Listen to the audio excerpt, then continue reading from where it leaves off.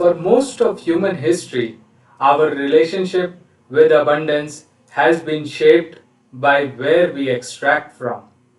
We have learned to dig deeper, move farther, and work harder within the same boundaries, the same planet, the same environments, the same physical limits.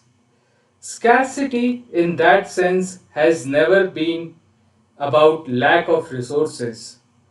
It has been about how tightly extraction, labor, or human life have been bound together. As a species, we have grown remarkably good at surviving within these constraints.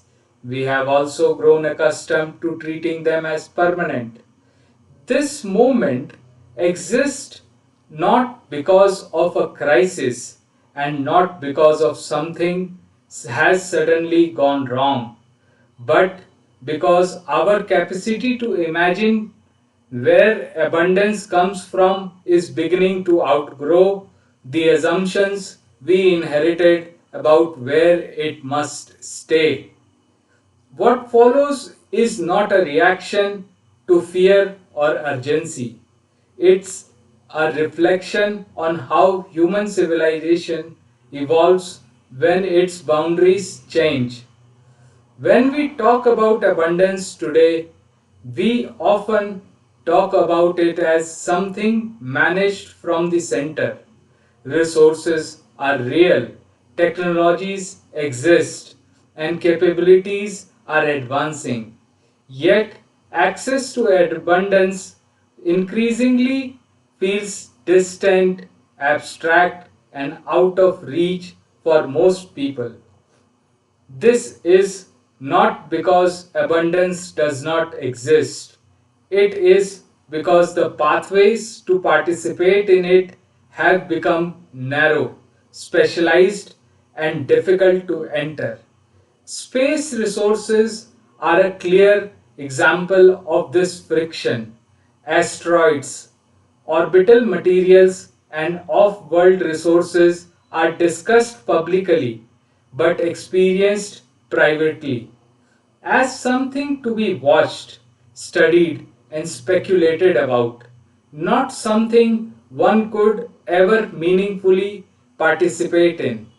Over time, this has created cultural framing where asteroid mining feels like something reserved for a small group somewhere else at some later time, not something that belongs to human civilization as a whole. There is no single actor to point to here, and no one to blame. This friction is structural. It emerges naturally when new domains open faster than pathways for participation.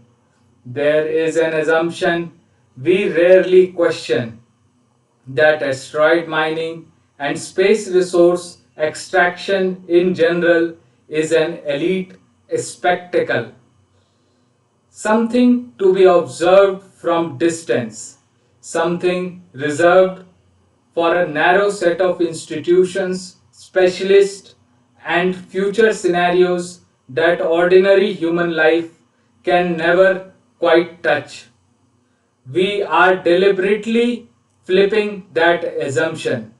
Asteroid mining is not a spectacle, it is a civilizational path, one that can be participated in, inherited, and carried forward across generations.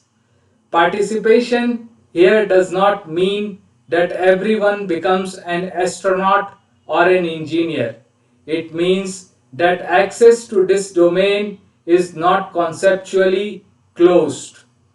It is not defined by who you are, where you live, or what institution you belong to. When we say accessibility, we are not making a promise about ease, speed, or outcomes. We are stating a principle that the pathways to participate in off world resource extraction should be open, legible, and inheritable by human civilization as a whole. This shift from spectacle to participation changes how we think about abundance, ownership, and responsibility. It refers it reframes asteroid mining from something that happens elsewhere into something that belongs into humanity's shared future. This commitment is being stated by YFRL, a research and enablement lab, not as a leader of this path, but as a structure that intends to stand behind and alongside anyone who chooses to participate in it. We are committing ourselves to a simple principle: to make asteroid mining accessible as a domain of participation. That commitment is not limited to any single group. It applies to individuals, to companies, and to government organizations, to anyone, anywhere who wants to engage with this path seriously. Our role in this commitment is not ownership or control, it is enablement. Enablement through research, through shared knowledge, through discoveries, and through inventions that lowers the barrier to participation and make this domain more legible over time. We intend to stand behind those efforts and alongside those who pursue them, so that participation in off-world resource extraction becomes something that can be inherited, not granted. To anchor this commitment in reality, we are defining a clear proof surface. That proof surface is asteroid mining.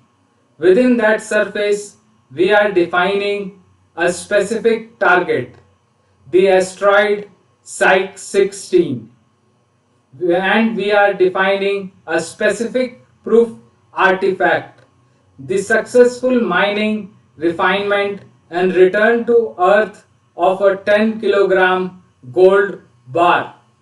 This is not a statement about speed or certainty, it is a statement about direction.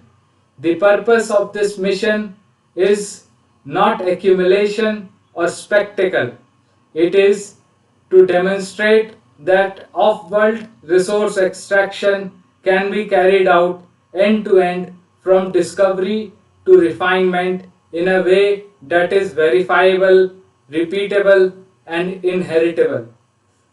We are naming this endeavor the mother of all discoveries, not as a slogan and not as a claim of magnitude, but as a classification. Some discoveries reveal an object, others reveal a method.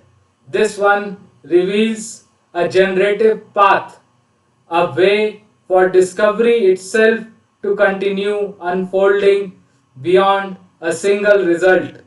It is a mother discovery in the sense that it gives rise to many others. New questions, new systems, new forms of participation, and new ways of relating to abundance. This discovery does not halt when a single artifact is produced. It continues as long as people can participate in it, extend it, and inherit it. In that sense, the gold is not the discovery. The path it validates is. This declaration is an open invitation, not to agree or believe, but to think, to question, and to participate in whatever way this path becomes meaningful to you. It is simply the placement of a path into the world. How that path is questioned, challenged, ignored, or eventually walked is not something we intend to control. What matters is that it exists, visible, traceable, and open. This work does not conclude here. It begins where this idea is encountered and taken seriously in whatever form that takes. Thank you.